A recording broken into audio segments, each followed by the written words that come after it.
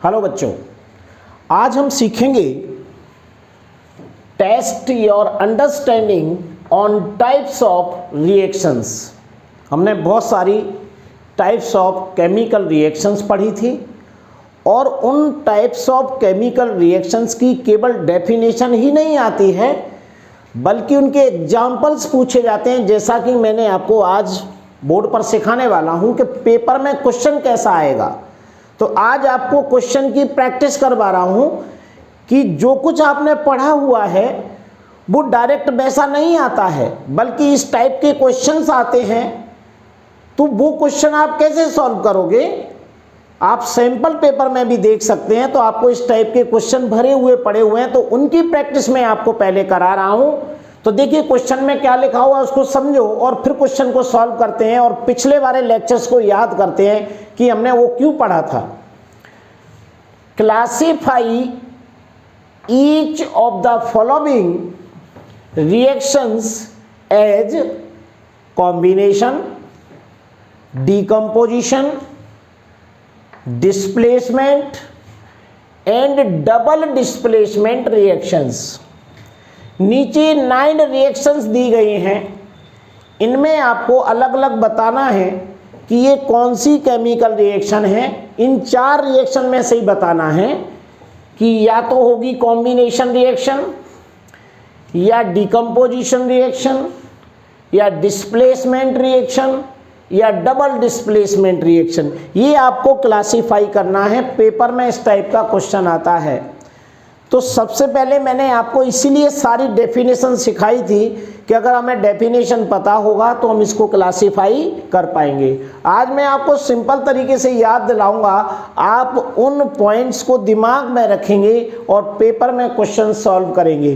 तो पेपर की तैयारी के लिए हमें बहुत सारी ऐसी एक्सरसाइज करना होगी जिससे हम उस पेपर को वहाँ पर समझ पाएँ और कर पाएँ। तो चलो बच्चों, आज हम देखते हैं कि ये आप इसे क्लासिफाई कर पाते हैं या नहीं। यदि आप मेरे इस लेक्चर को अच्छे से सुन रहे हैं तो आप ध्यान रखिए कि कॉपी में आप करना भी स्टार्ट कीजिए। मेरे बताने से पहले आप सोच लिया करें कि ये रिएक्शन ऐसी होगी, ठीक है। तो चलो शुरू करते हैं। ये रिएक्शन लिखा हुआ है 2KNO3 सॉलिड, इससे कोई अंतर नहीं पड़ेगा आपको रिएक्शन सॉल्व करने में। 2KNO2 solid plus O2 gas. इस रिएक्शन को बताना है कि बताइए कौन सी रिएक्शन इन 4 रिएक्शन में से। तो ध्यान रखिएगा, सबसे पहले अगर रिएक्टेंट अकेला है, एक रिएक्टेंट है, रिएक्टेंट माने एक सब्सटेंस मान लीजिए, ये सब्सटेंस अकेला है, ओके। क्योंकि सब्सटेंस में और रिएक्टेंट में आप कंफ्यूज ना रहिए, मॉलिक्यूल और कंपाउंड में कंफ्यूज ना रहिए, सारा बता चुका हूं मैं आपको। तो यहाँ पर एक सब्सटेंस है और ये क्या उसको हीट किया या इसकी रिएक्शन कराई, तो ये 2 सब्सटेंस में कन्वर्ट हो गया। ये दोनों सब्सटेंस एक कंपाउंड है और एक मॉलिक्यूल है, इससे कोई अंतर नहीं पड़ता, 2 सब्सटेंस में बदल गया। ये एक सब्सटेंस 2 सब्सटेंस में कन्वर्ट हो गया और ऐसी रिएक्शन को हम डिकम्पोजिशन रिएक्शन बोलते हैं। ये डिकम्पोज हो रहा है। तो बस आपको इन सब में ये देख लेना है, इन पूरी रिएक्शंस में, कि किसमें एक ही सब्सटेंस है और डिकम्पोज होकर के 2 या 2 से ज़्यादा सब्सटेंस बना रहा है, तो समझ लीजिए वो डिकम्पोजिशन रिएक्शन है। तो बड़ा सरल है, देखिए ऐसा पूरी रिएक्शंस में अपन देखेंगे तो देखिए एक तो ये है 2KNO3 और इसमें एक ये है, देखिए 2CuO, एक ही सब्सटेंस है और 2Cu प्लस O2 गैस में कन्वर्ट हो रहा है। और देखिए और कहीं भी सिंगल सब्सटेंस होगा तो देखिए एक ये 2KClO3 gives 2KCl plus 3O2। 3 ऐसी रिएक्शन हैं जिनमें एक ही सब्सटेंस है और एक से ज़्यादा सब्सटेंस में कंपाउंड में या प्रोडक्ट में कन्वर्ट हो रहा है, तो उसे हम डिकम्पोजिशन रिएक्शन बोलते हैं। तो देखिए सबसे पहले मैं इसको क्या लिख दूं, नंबर 1 को डिकम्पोजिशन रिएक्शन। डिकम्पोजिशन रिएक्शन एक तो ये हो गई। और दूसरी वाली देखो और कौन है, देखिए ये 2CuO है और 2Cu और O2 में कन्वर्ट हो रहा है, तो ये भी रिएक्शन 5 नंबर की कौन सी होगी, डिकम्पोजिशन रिएक्शन, ये हो गया। और देखिए नीचे कौन सी रिएक्शन है जिसमें अकेला एक ही सब्सटेंस है, इसमें दो है, ये देखिए 2KCl होती 8 नंबर में, ये भी डिकम्पोजिशन रिएक्शन है।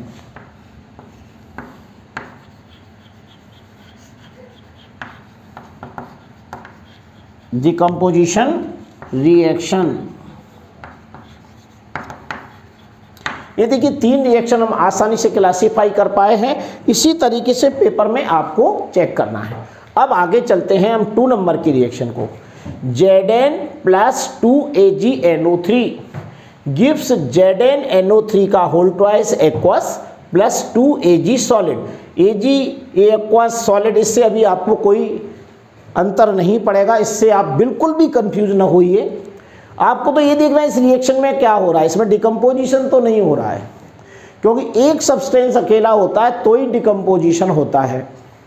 तो यहाँ पर क्या हो रहा है मैं बताऊँ आपको कि ये मेटल अकेली है, देखिए ये मेटल है Zn, और 2AgNO3 में Ag भी मेटल है। अब इस मेटल ने इस मेटल को डिस्प्लेस करके इसकी जगह ले लेती है। देखिए NO3 के साथ Zn आ गया, तो क्या हुआ, इस Zn ने इस Ag को यहाँ से हटा दिया, यानी इसके साथ में था AgNO3, ये Ag हट के कहाँ पहुँच गया, अलग हो गया। इसका मतलब इसमें डिस्प्लेसमेंट हो रहा है। एक मेटल जिसकी रिएक्टिविटी ज़्यादा है, कम रिएक्टिव मेटल को उसके कंपाउंड से अलग कर देती है। तो इसमें क्या हो रहा है, डिस्प्लेसमेंट हटाना। आपको अलग दिखाई देगा कि कोई मेटल है दूसरी मेटल को डिस्प्लेस कर रही है। डिस्प्लेसमेंट रिएक्शन में मैंने एक रिएक्टिविटी सीरीज आपको लिखी है, वो सीरीज आप जरूर याद कर लीजिएगा। तो सेकंड नंबर की रिएक्शन क्या होगी,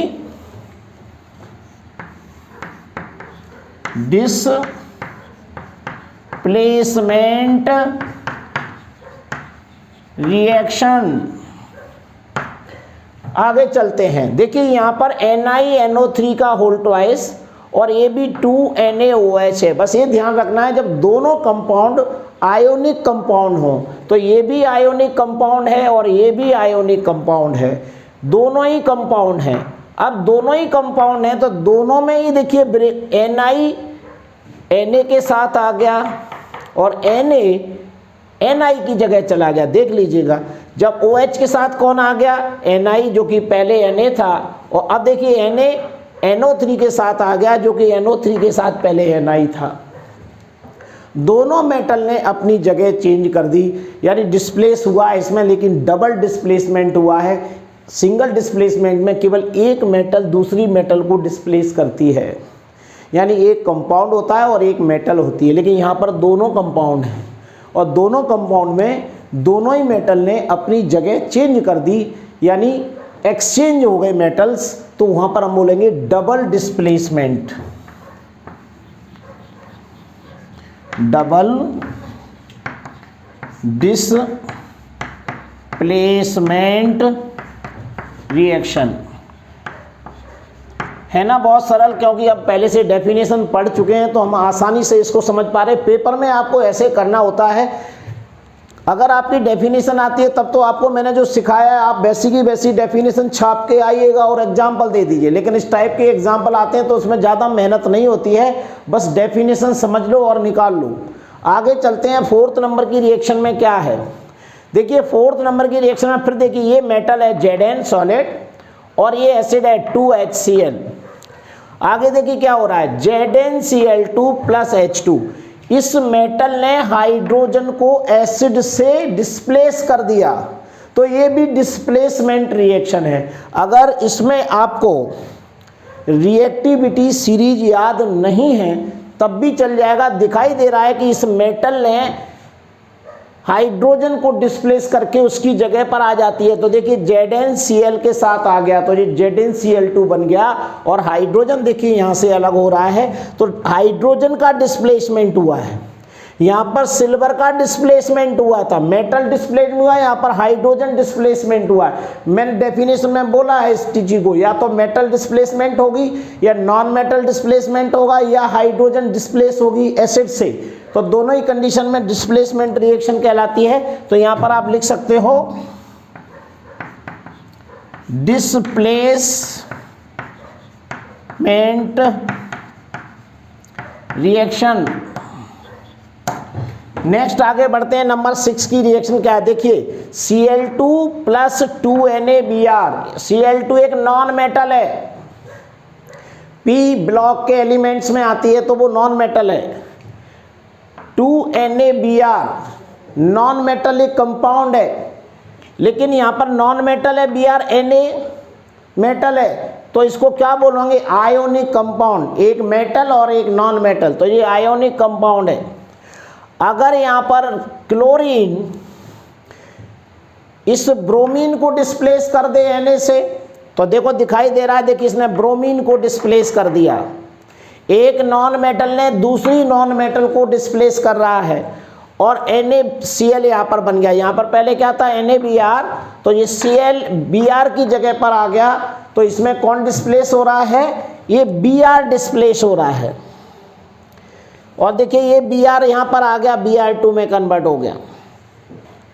तो यहाँ पर नॉन मेटल डिस्प्लेसमेंट है, लेकिन अलग से नाम नहीं देना है, बस आपको बोलना है डिस्प्लेसमेंट रिएक्शन।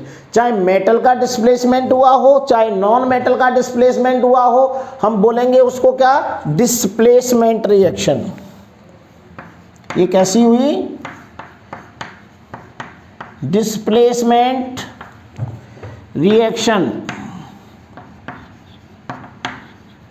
आगे वाली 7 नंबर की रिएक्शन देखते हैं। देखिए यहाँ पर MgO प्लस C, एक मैग्नीशियम ऑक्साइड है और एक कार्बन है। यहाँ देखिए क्या बन गया, CO प्लस Mg। यहाँ पर भी कुछ अलग हो रहा है, देखिए इसमें मैग्नीशियम का डिस्प्लेसमेंट हो रहा है, ये मैग्नीशियम डिस्प्लेसमेंट हो गया, ठीक है। तो यहाँ भी डिस्प्लेसमेंट रिएक्शन है, दो कंपाउंड है, एक नॉन मेटल है, एक मेटेलिक ऑक्साइड है, इसमें MgO से Mg अलग हो गया, तो यहाँ भी क्या हो रहा है, डिस्प्लेसमेंट हो रहा है। तो यहाँ पर क्या लिखेंगे, डिस्प्लेसमेंट रिएक्शन। इसको भी क्या लिखो, डिस्प्लेसमेंट रिएक्शन। ओके, आगे देखते हैं आगे वाली रिएक्शन क्या है। 7 नंबर हो गया। 8 नंबर आपको बता ही दिया कि यहाँ पर एक कंपाउंड है, दो कंपाउंड में कन्वर्ट हो गया, तो यहाँ पर डिकम्पोजिशन है। अब यहाँ पर देखिए दो कंपाउंड है, CaO प्लस H2O, और यहाँ पर सिंगल कंपाउंड बन रहा है। ये बड़ी सिंपल रिएक्शन है।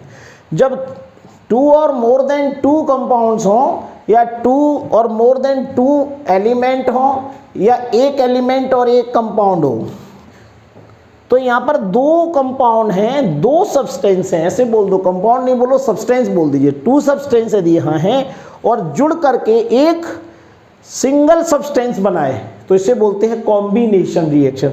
कॉम्बिनेशन रिएक्शन डिकम्पोजिशन रिएक्शन की जस्ट अपोजिट होती है।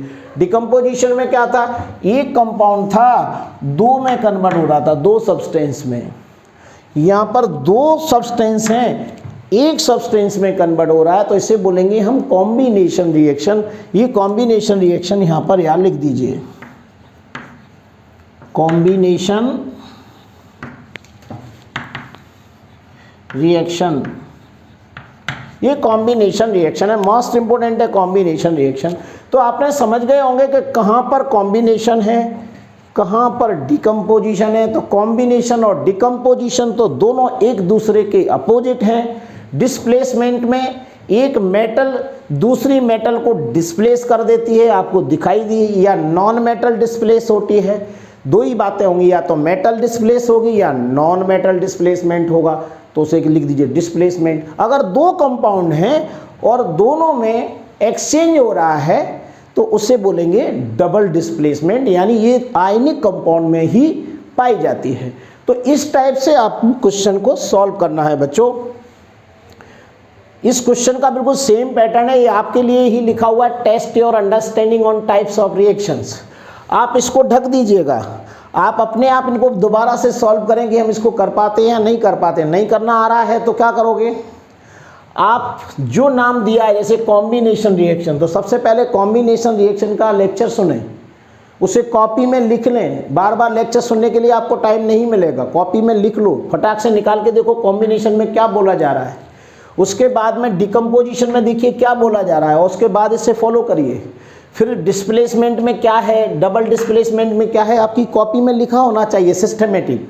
आजकल बच्चे क्या करते हैं, कई टाइप के लेक्चर सुनते हैं, देखते हैं यूट्यूब पर, जिसमें मज़ा आ रहा हो उसको देखते हैं। लेकिन मैं आपको एक रिक्वेस्ट ज़रूर करूंगा कि इसमें 10th क्लास में आप लापरवाही ना करें, सिंपल के चक्कर में ज़्यादा ना भागें। सिंपल में आपको बड़ा मज़ा आएगा, ये तो सिंपल है समझ में आ गया, लेकिन क्वेश्चन सॉल्व नहीं होगा उससे। आपको प्रॉपर स्टडी करना पड़ेगी, हर हेडिंग को टच करना पड़ेगा, उस हेडिंग पर कैसा क्वेश्चन आता है वो आपको देखना पड़ेगा। आपको पुराने पेपर्स देखना पड़ेंगे, क्वेश्चन किस टाइप का आया, आपको सैम्पल पेपर की स्टडी करना पड़ेगी कि उसमें क्या पूछा जा रहा है, और आपको सिस्टमेटिक सारे टॉपिक देखना पड़ेंगे। उन टॉपिक का कोई बेसिक है तो बार बार बीच में मैं बेसिक सिखाता हूँ, वो आपको तैयार करना पड़ेंगे। अगर वो तैयार आप नहीं करेंगे तो आप पेपर में रट के जाएंगे और आपका क्वेश्चन रॉन्ग हो जाएगा। कि हम लोगों को इतने सालों से पढ़ाते हुए हो गए, हम सोचते हैं कि आपको 10th क्लास में केवल सिंपल के चक्कर में ये बोल दिया है साइंस का पेपर तो सिंपल आएगा, छोटा छोटा सा केवल पढ़ लीजिए और काम चल जाएगा। तो बिल्कुल भी नहीं चलने वाला है। आप परेशान हो जाएंगे और बाद में शिकायत करोगे। इससे पहले ही समझ लो कि हम जो आपको पढ़ा रहे हैं वो एक तरफ से पूरा का पूरा हर एक्सरसाइज सॉल्व किया करें, कॉपी में लिखा करें, और उसके बाद जब पेपर देके आप आएंगे तो उसके बाद मुझे बताइए कि क्या मेरा पेपर आपकी कॉपी से बाहर हुआ। एक वर्ड भी बाहर नहीं होगा। तो समझ लो ये आपके ऊपर निर्णय है कि आप किस तरीके की तैयारी कर रहे हैं। आपको सचेत करना मेरा काम है। आप इस टाइप की बहुत सारी एक्सरसाइज कराऊंगा, साथ साथ में हर तरीके की रिएक्शन को बैलेंस करना सीखो। जिन्हें 1-2 रिएक्शन कर ली बस हो गया काम, हर बैलेंस कीजिए रिएक्शन, ज़्यादा से ज़्यादा क्वेश्चन सॉल्व कीजिए, तब आपका पेपर बहुत सरल होगा। और जहाँ भी बेसिक की कमी आए तो आप बताइए ना मुझे कि ये चीज़ मुझे नहीं आती। जैसे मैंने बोला आयोनिक कंपाउंड है, आप नहीं जानते तो मुझे बताओ आयोनिक कंपाउंड, तो मैं उसके बारे में एक इकट्ठा लेक्चर आपको दे दूंगा। आयोनिक कंपाउंड क्या है, नॉन मेटल क्या है, मेटल्स क्या है, वैलेंसी क्या है, ऑक्सीडेशन नंबर क्या है, इलेक्ट्रॉनिक कॉन्फ़िगरेशन कैसे निकालते हैं, ये सब कुछ सीखेंगे। कंपाउंड फॉर्मेशन क्या है, ये तो छोटी छोटी चीज़ें हैं जो कि मैं रोज़ ही बताता रहता हूँ। फिर भी बीच बीच में मैं क्लास के साथ में भी ये चीज़ें बताता हूँ आपको, तो आप उनको अच्छे से कॉपी में नोट कीजिए, नहीं तो परेशान हो जाओगे। तो बच्चों, आज के इस लेक्चर को देखने के बाद आपको कैसा लगा मुझे ज़रूर कमेंट सेक्शन में बताइएगा। So thank you very much. Next lecture will be continue.